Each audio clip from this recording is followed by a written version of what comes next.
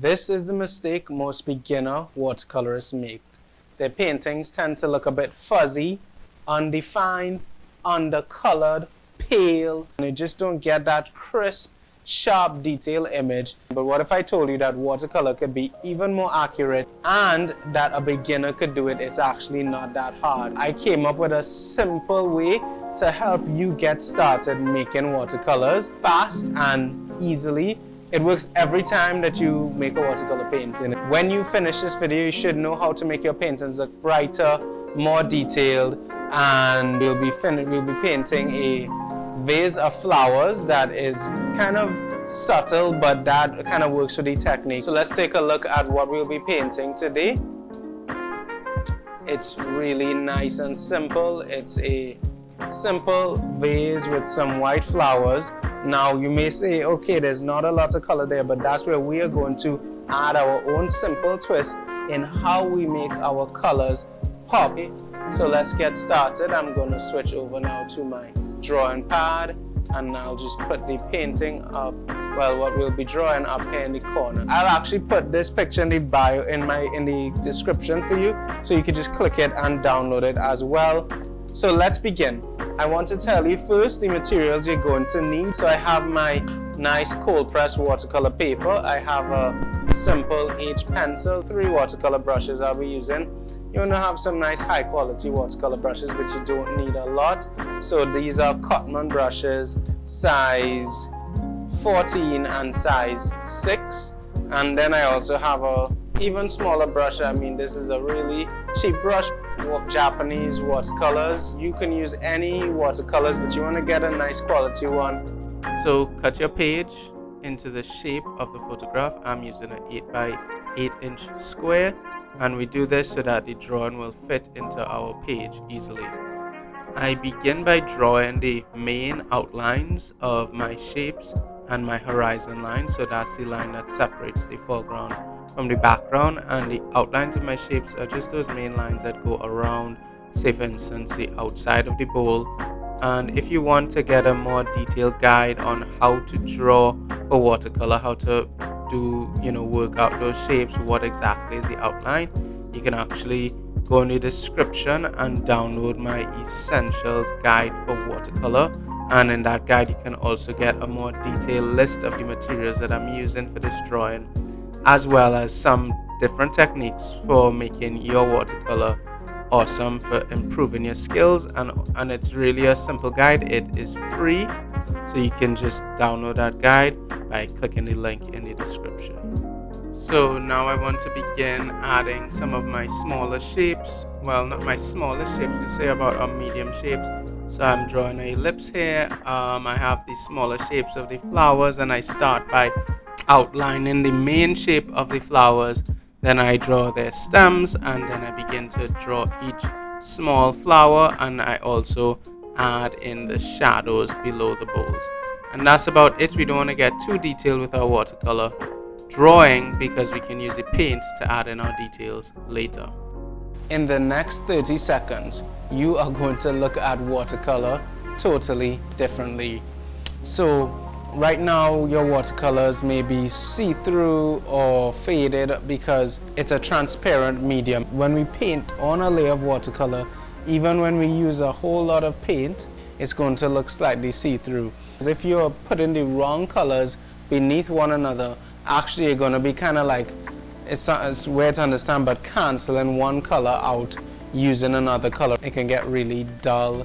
Your colors could just start to look muddled and muddy. So I just want to show you very quickly here a little method for how this actually works. Okay, so now we're going to look at how some of our lighter paints can be affected by just one layer of color. This red that I have here can look very washed out if I don't use enough color. So here now, I'm just washing this entire page with paint. So even though I've soaked up a lot of paint, this red, actually you can notice the difference between the pigment on my palette and on the page. See how light it is in comparison. To follow along here, So I flood my page, or wash my page, sorry, with this nice beautiful orange. Now let's see when we layer the same red color that was so light before over this orange, how much more vibrant of a color we're going to get. What I believe is happening here is that we're getting some natural color mixing along with that lighter orange beneath the red, complementing that red and giving us a much bolder color than before. But you don't want to just learn about this technique and not actually try it out, right? I really get into talking about the theory behind it. I just want to let you know that if you want to go through these steps with me hands-on, I do have a live workshop where I'll be teaching this technique along with other techniques. It's the 10 easy steps to learn watercolor, and you'll learn these skills fast. They're proven techniques that I've tested and tried out through all my years of experimenting with watercolor. The course costs $400, but if you sign up early, so before June 30th, you actually can get a course for $300. So you can either WhatsApp me at 1-868-791-2747, or you can click the link in the description to book your spot. So now I'm going to explain painting using this theory. So let's actually show how the painting begins. So I'm going to paint my first layer with a bright pink. Then I'm going to also add, and remember this first layer is my light layer, then I'm also going to add a light yellow ochre to keep that painting interesting and vibrant. But one thing you want to make sure is that even though this is our lightest layer, you want to remember that we're not going to paint on any areas in the painting that are white. When we're painting with watercolor, we don't use white paint. We just leave the white of the paper to show through. But nobody is talking about blurry edges when it comes to watercolor painting. But a lot of paintings tend to lack that crispness. They don't have any sharp lines and they look smudgy naturally. So I want to teach you how to get those sharp edges. I want you to be able to paint clearly and have those paintings be easy to recognize. So there's more to it than just not letting the wet paint touch, and in fact you don't even need to have that great brush control. So I want to teach you how to get those sharp edges using this same color layering technique that I just taught you. So I'm going to take this powder blue and begin to layer it, or do a wash of color over this light pink. But that powder blue doesn't just stay blue. As we layer these two colors, we get a color shift. The color naturally mixes because the paint is transparent, and instead of pink or blue, we get a nice subtle purple shade. And what you'll notice is as this color begins to enhance, begins to get deeper, next to my white flowers, the stark difference, the intense difference between these two colors is giving me a naturally sharp edge. So what we want to do is continue to duplicate that process. So I'll show you how to do it a few more times using different color combinations to create this difference of edge. So what you can do is take this deeper red and begin to layer it over the soft pinks and earthy yellows of the pink and yellow ochre that I did before. But we don't actually want to paint this red over every part of the painting. We're going to use this red to paint in the shadows of our bowl and the shadows that are cast under the bowl.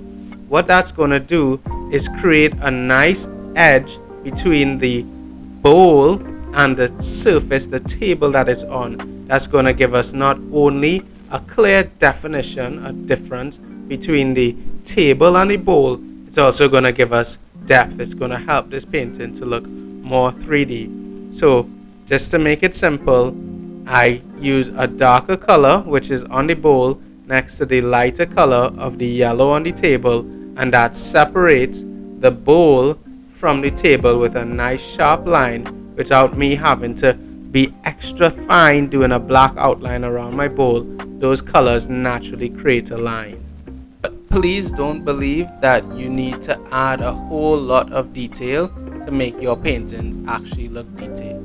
In fact, most beginners add too much detail and it becomes very overwhelming and their work begins to look way too busy and overdone. So I want to kind of show you how to create detail without too much time spent placing every single little mark on the page. It truly looks artistic when you find the right way, or I'll show you right now the right way to add detail. So let's look at how it's done here. I'm going to now add another layer of paint, and this is going to be my really dark layer, but I'm not going to use black. We're still going to keep using this technique of layering the right colors one on top of another. So we're actually going to take it a step further here. So actually, instead of doing 2 layers that like we demonstrated in the practice, we're actually going to do 3 layers of color and get much deeper, richer tones. For my final layer, I'm just going to mostly go with a nice rich purple, and I'll go over most of my background, but actually I want to actually blend it a little bit.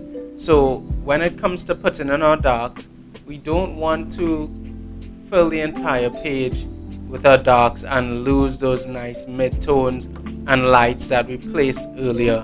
So yes, we have our shadows, but the whole shadow is not going to be completely dark. I want to go right up to the edges of my shadows with those purples, so like towards close to the edge of these flowers. I want to just really draw around those petals and get those nice curvy curves to show the petals, and also towards the edge of the bowl and all these different areas underneath the bowl.